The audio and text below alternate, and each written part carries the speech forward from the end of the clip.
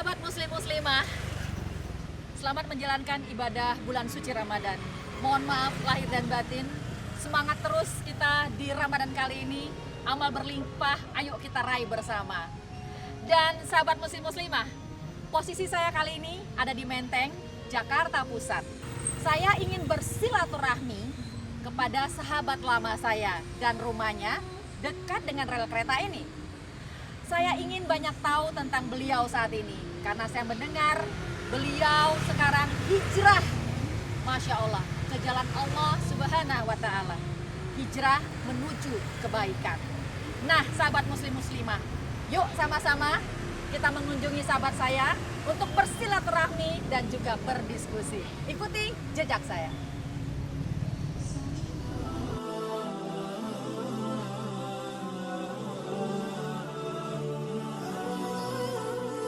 Wanita kelahiran Jakarta 24 Juli 1957 ini adalah anak sulung dari 3 bersaudara.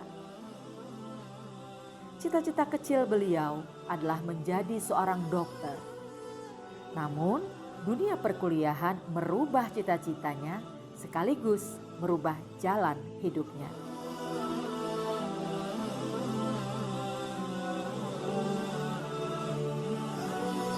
Assalamualaikum Bu Elsa, Masya Allah, Ibu tambah cantik aja.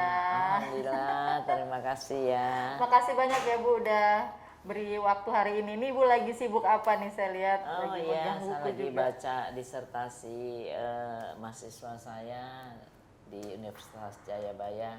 Nanti mau diuji hari Kamis, ujian ini sidang tertutupnya. Tertutup ya. Nah, pemirsa, sahabat muslim muslimah, kali ini saya sudah bersama Ibu Elsa dan kita ingin berdiskusi. Saya ingin banyak gali ilmu nih juga dari Ibu Elsa ya, karena Bu Elsa ini kan sibuk banget ya Bu ya. Tadi Ibu juga penguji ya, tim dokter dari beberapa perguruan tinggi. Iya, betul. Itu di Jakarta apa juga ada di luar Bu Elsa? Saya dosen tetapnya di Universitas Internasional Batam, juga sebagai pengajar di Universitas Pancasila, cuman 2 semester ya karena terlalu jauh. Kemudian di IBLAM, juga penguji di Jayabaya, Universitas Jayabaya, Universitas Tarumanegara, dan UNTAK. Untak juga ya. Iya. Nah, Ibu Elsa kan selain jadi dosen sekarang ya, tapi kan dari dulu terkenal sebagai seorang advokat yang sukses nih. Advokat yang Alhamdulillah. banyak sekali menangani dari kalangan artis, kalangan menengah, dan saya yakin pemirsa di rumah juga masih mengenal Bu Elsa ya. Bu, perjalanan karir Ibu sehingga Ibu bisa menjadi advokat yang sukses seperti ini, itu seperti apa nih Bu Elsa? Sebetulnya sih jujur ya, saya itu nggak orang yang tidak punya cita-cita tinggi, seorang yang biasa-biasa saja. Karena melihat ibu saya dan ayah saya terlalu sibuk, almarhum ya. Jadi saya inginnya jadi ibu rumah tangga yang tidak sering keluar, karena saya memang dari kecil kan sering selalu tidak bisa keluar ya, seperti dipingit karena anak satu-satunya perempuan. Jadi enjoy-nya di rumah, nggak begitu suka keluar. Tapi ya jalan hidup saya ternyata berbeda. Saya ambil jurusan pasti alam. Saya ingin jadi dokter, ternyata nggak cocok dengan jiwa saya yang penakut, lihat darah, lihat segala. Iya, saya pasien kesakitan juga saya jadinya gugup segala rupa. Tentunya saya kan nggak mungkin jadi seorang dokter. Ayah saya seorang pejabat tinggi di Bank Rakyat Indonesia, bilang bagusan ambil aja hukum. Saya bilang, loh kok jadi hukum sedangkan saya itu kan di pasti alam. Ya kalau jadi hukum itu belajar hukum nanti jadi notaris.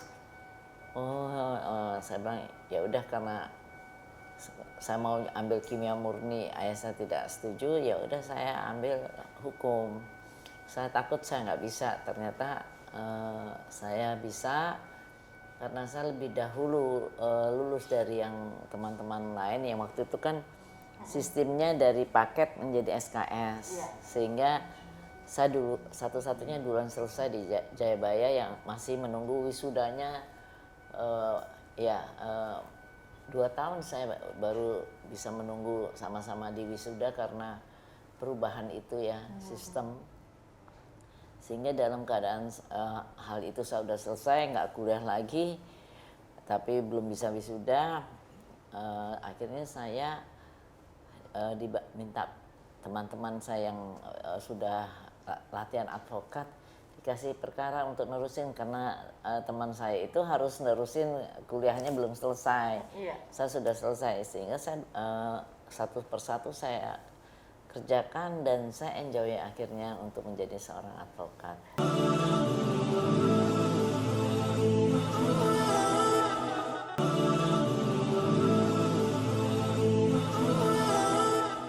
Ya, nah Ibu, keinginan Ibu setelah setelah sekarang kan udah jadi advokat yang sukses ya, dan saya juga udah banyak baca historinya Bu Elsa nih, Masya Allah, karirnya lancar ya dan tidak ada satu hambatan ya. Nih, bagaimana cara Ibu bisa meraih itu, Ibu?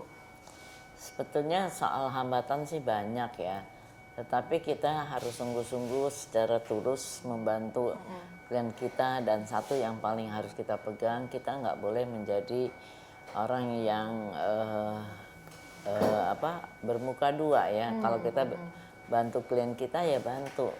Kan banyak juga lawyer-lawyer yang merusak namanya karena selain dibantu ini dia juga berkhianat. Itu nggak merusak karir.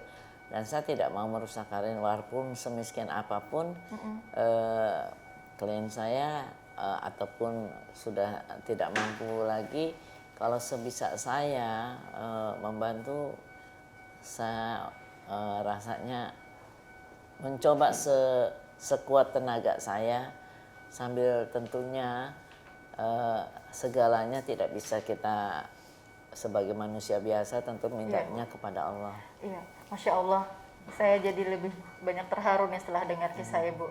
Dan sahabat muslimah, ternyata inilah sosoknya Bu Elsa Sharif, seorang advokat yang begitu tulus, banyak membantu ya.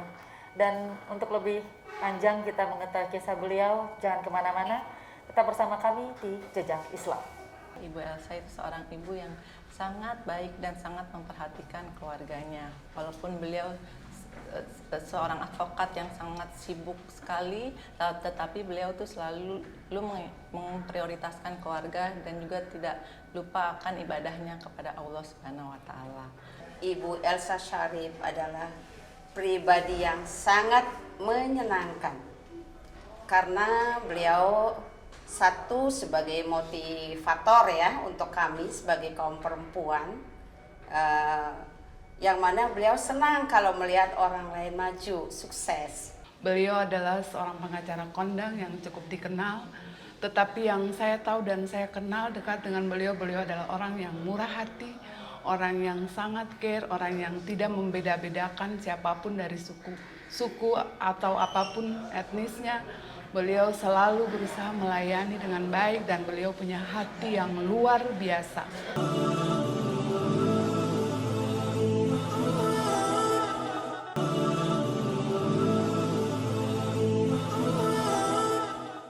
Ya, Bu Elsa, tadi kita lanjutin diskusi yang tadi ya.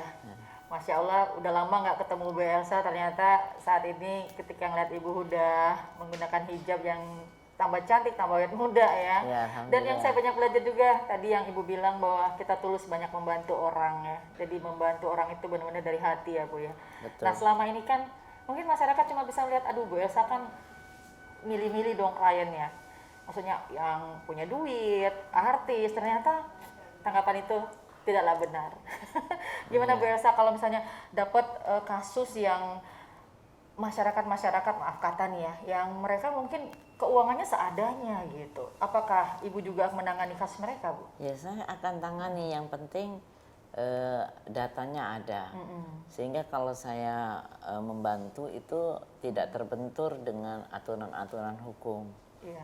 Ya, kadang-kadang orang minta bantuan tapi cuman cerita, datanya nggak ada, ya tentu saya nggak bisa bantu. Tetapi kalau ada, dokumennya ada dan bagaimana kronologisnya dan masuk akal saya, bisa saya bantu. Ya, dan walaupun misalnya mereka nggak punya dana ya, saya bantu. Misalnya ini ada pidananya, ya saya bantu mendampingi oleh asisten saya membuat laporan polisi sehingga dia tidak salah mengajukan dugaan-dugaan pasal yang terlanggar oleh orang yang menzolimi dia. Seperti itu saya akan bantunya. Nah, Ibu, dalam perjalanan Ibu ya saat ini, Masya Allah, Ibu kan udah mengenakan hijab ya. Betul. Ini juga saya merasa hidayah Allah tuh nggak kepada semua orang. Betul. Nah, dan Ibu menjadi salah satu yang dipilih juga oleh Allah. Nah, Ibu bisa cerita sedikit proses ketika Ibu juga sudah mengenakan hijab saat ini, Bu? Iya, saya kan ibu saya memang berhijab ya. Keluarga saya juga hampir seluruhnya berhijab. Sehingga semuanya suka nganjurin saya, ayo dong berhijab. Tetapi dulu kan saya sekolahnya di sekolah Katolik, ya minim pengetahuan tentang agama Islam. Dan saya lebih banyak konsentrasi baca-baca untuk belajar. Sehingga saya berpikir begini, kalau udah pakai hijab ini harus benar-benar suci gitu loh. Nggak boleh marah, nggak boleh apalah sesuatu yang saya anggap, karena dulu waktu kecilnya kan saya pernah waktu SD, jadi waktu di sekolah Katolik saya pernah berperan sebagai waktu Natal ya, berperan namanya sandiwara di sekolah, berperan sebagai malaikat gitu. Jadi saya pikir bahwa seorang yang sudah berhijab ya seperti itu. Kok saya lihat kok kenyataannya tidak demikian. Makin lama makin saya sadari berhijab itu adalah suatu kemauan dari seseorang manusia, tetapi tanpa paksaan ya, tetapi kemanusiaannya, kebiasaannya itu mengikuti ya, Bu, ya. Walaupun saya lihat banyak orang berhijab tuh fashion, tapi saya pikir saya nggak boleh berpikiran seperti itu. Sehingga waktu ibu saya ibu saya nggak terus ingatkan, tapi ibu saya selalu bilang, saya sudah selesaikan khatam berapa kali, saya puasa Senin Kemis, saya lihat ibu saya ini benar-benar ya hebat, kayak malaikat juga, saya bilang gitu. Akhirnya saya sudah haji 2 kali. Ibu saya ingatkan juga, saya untuk umroh saya yang kemarin ke-8 kalinya, saya umroh di tahun 2018 November. Terus di situ gimana ya, pas kita habis tawaf, saya kan sholat kan 2 rakaat. Tiba-tiba di depan multazam itu saya bilang gini, ya Allah, saya ingin berhijab, tapi saya kasih waktu 2 tahun. Nanti ulang tahun saya yang 24 Juli 2020 ini saya sudah berhijab, saya bilang gitu. Karena saya perlu bagaimana yang saya berhijab, bagaimana style saya, karena supaya saya lebih nyaman, karena saya memang ada kelemahan di leher saya. Kalau tertekan saya agak sesak napas, sehingga itulah yang saya ingin cari pakaian yang sesuai dengan saya, dan itu yang bisa saya nyaman ya, tidak panas gini. Nah, setelah pulang dari haji umroh tadi ya, Bu, umroh ya? saya memang habis umroh saya memang langsung saya ke ke London. Langsung cuma 2 hari di Jakarta.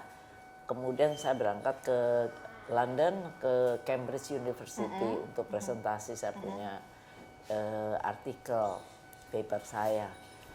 Nah, di situ saya mulai Oktobernya, itu kan Desember ya, saya pergi ke Cambridge, London.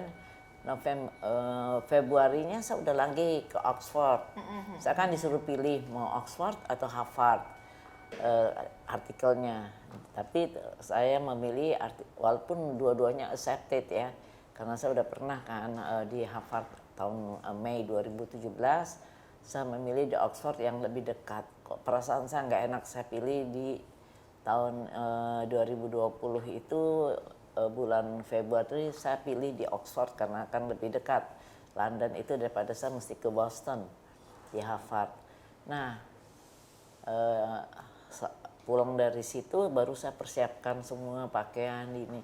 Dan pada bulan Maret itu tahun 2020 memang ibu saya agak ibu saya tidak pernah sakit, tidak pernah masuk rumah sakit. Memang sakit, cuma flu segala rupa. Nah, kali ini dia sampai masuk rumah sakit. Saya punya hati nggak enak ya. Terus dia tuh tahun 2020 itulah saya langsung sidang di Padang bulan April. Saya langsung udah berhijab bulan April 2020 sampai hari ini. Dan ibu saya tanggal 16 Desember 2020 dia meninggal dengan bahagia melihat saya sudah berhijab. Mudah-mudahan Ibu juga melihat saat ini keadaan Bu Amin, Elsa. amin. Saya yakin Iya. beliau juga bahagia di sana ya Bu Elsa. Baik Bu Elsa, nanti kita lanjut kembali ya Bu Elsa. Dan pasti sahabat muslim-muslimah banyak sekali hikmah ya hari ini, pembelajaran juga khusus buat saya juga dari kita diskusi ya. Untuk itu jangan kemana-mana pemirsa, kita akan lanjut lagi diskusi bersama Bu Elsa tetap di Cucak Islam.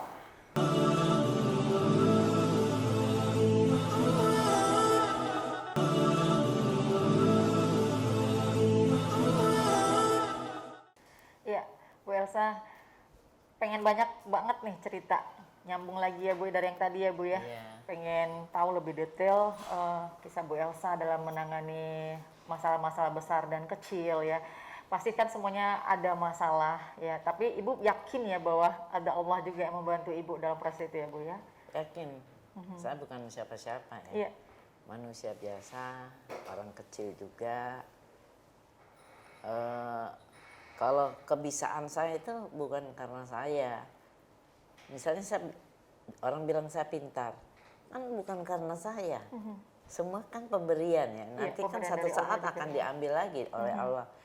Jadi kalau kita diberikan sesuatu oleh Allah kelebihan, sesuatu yang lebih dari yang lain, tentu ada maksudnya, adalah supaya kita nggak boleh rakus untuk diri kita sendiri, tetapi untuk kita juga berbagi Bermanfaat juga untuk yang Iya, lain, untuk betul. kelebihan itu ya. Ya, Bu Elsa pasti ada nggak Bu merasa perubahan antara dulu Ibu sebelum berhijab dengan sekarang Ibu sudah berhijab seperti ini? Ada kerasa beda nggak Bu Elsa?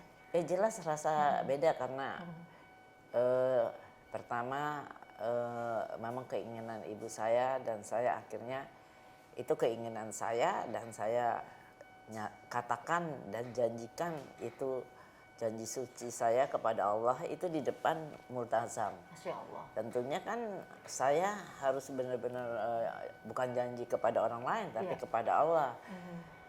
Tentunya harus diikuti sesuatu yang dalam angan-angan saya harus kita harus tetap baik. Kita walaupun orang jahat sejahat apapun kita nggak boleh ikut jahat. Maksudnya ya udah nanti kita bagaimana orang itu kita serahkan kepada Allah. Itu yang jadi perubahan saya. Dan kemudian kan saya diberi suatu kelebihan dari Allah, yaitu suatu kepintaran, bagaimana karirnya lumayan, nggak pernah jadi angan-angan jadi maunya jadi orang rumahan, ternyata jadi orang terkenal. Kan itu bukan cita-cita saya, tetapi jalan hidup. Berarti Allah yang membimbing saya seperti ini. Nah, Ibu sedikit pesan yang ingin Ibu sampaikan kepada pemirsa dalam tema kita berhijrah ya Bu Iya. Elsa ini. Silakan Bu Elsa. Iya, saya tidak sekedar bicara, tapi itu adalah hubungan saya dengan Allah ya, janji saya dengan Allah. Jadi saya bilang sekarang ini kan proses saya sudah berkas saya sebagai guru besar sudah di tingkat pusat ya. Antrean lah ya, insya Allah saya bisa menjadi guru besar yang Amin. baik, yang amanah juga. Tapi yang paling penting itu kan sudah kalau tingkat Duniawi ini Ibu udah duniawi dapet sudah nih. saya jalani. Iya. Jadi saya punya janji dan saya sudah beli bukunya, saya mahfiroh ya, Iya, iya. akan belajar di belajar agama Islam. Lebih banyak lagi Iya, saat ini ya Bu. waktu karena buat selama belajar ini kan agama. saya tausiah sekedarnya ini karena kesibukan saya. Karena saya suka baca buku, jadi apa salahnya saya sekarang harus juga belajar banyak baca agama. Ya, baca agama dan saya udah siapkan buku itu untuk setiap waktu saya akan lakukan itu. Baca Al-Quran, saya akan ikuti jejak ibu saya. Harus kita baca Al-Quran karena pedoman hidup kita Al-Quran ya. selain pedoman hidup kita, itu saya sering baca ya di Pahalanya gede, Bu. di Babe itu ya. Iya. Jadi kalau kita meninggal itu Menerangi kubur ya. bilangnya kalau kita mau kan setiap manusia ada dosa ya. Iya, Bu, iya. Tiap mau Cambuk. dicambuk itu ada ceritanya, ada kayak malaikat yang ganteng, yang bagus, yang bercahaya itu yang melindungi kita. Ternyata apa? Ternyata bacaan kita Al-Quran. Iya, Tuh. terutama di Ramadan ini Bu berlipat ganda Iya, banget jadi ya Bu ya. jadi saya percaya itu. Iya, iya, Karena Masya Allah. karena itu saya sering baca kan. Di mana aja saya baca tentang di Republika, saya baca saya baca yang sederhana aja yang bisa saya jalani. Saya memang bukan ahli agama Islam ya, tetapi sedapat mungkin kita tetap memperbaiki ibadah kita. Amin. Untuk keimanan kita sendiri. Amin. Ibu, terima kasih banyak loh Bu Elsa. Masya Allah ini ilmunya bermanfaat sekali, terutama khusus buat saya nih. Insya Allah Amin. juga sahabat muslimah juga, Masya Allah, saya yakin akan banyak sekali memetik hikmah dari proses hijrahnya Bu Elsa dan sharing kita hari ini ya Bu Elsa. Amin. Yang pasti juga mudah-mudahan Bu Elsa semakin istiqomah. Iya, mohon doanya, Amin, ya Allah, mohon doanya. ya, dan dilancarkan dari segala urusannya. Sama-sama yuk kita ngejar akhirat ya Bu ya. Amin. Insya Ya, Allah karena dunia kita bisa di kita dunia tinggal. hanya sementara loh, Iya, betul, ingat Bu. itu. Iya. Jadi nggak selamanya kita di dunia, kita hanya perjalanan kita Menuju kembali pulang. lagi kepada Masya Allah. Ya, Ibu, makasih banyak loh Bu Elsa Sama-sama, atas waktunya iya. ya. Ya, dan pemirsa sahabat muslimah, Masya Allah ya, sharing kita bersama Bu Elsa hari ini sangat menyentuh hati kita dan mudah-mudahan ini menjadi inspirasi yang bermanfaat untuk kita semuanya ya. Akhirnya selesai juga jalan-jalan saya kali ini. Benar-benar sebuah perjalanan yang inspiratif dan menyentuh hati. Sampai jumpa.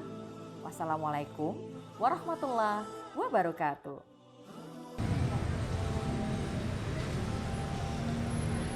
Sahabat muslimah, inilah kisah sekelumit perjalanan hijrah dari Ibu Elsa Sari.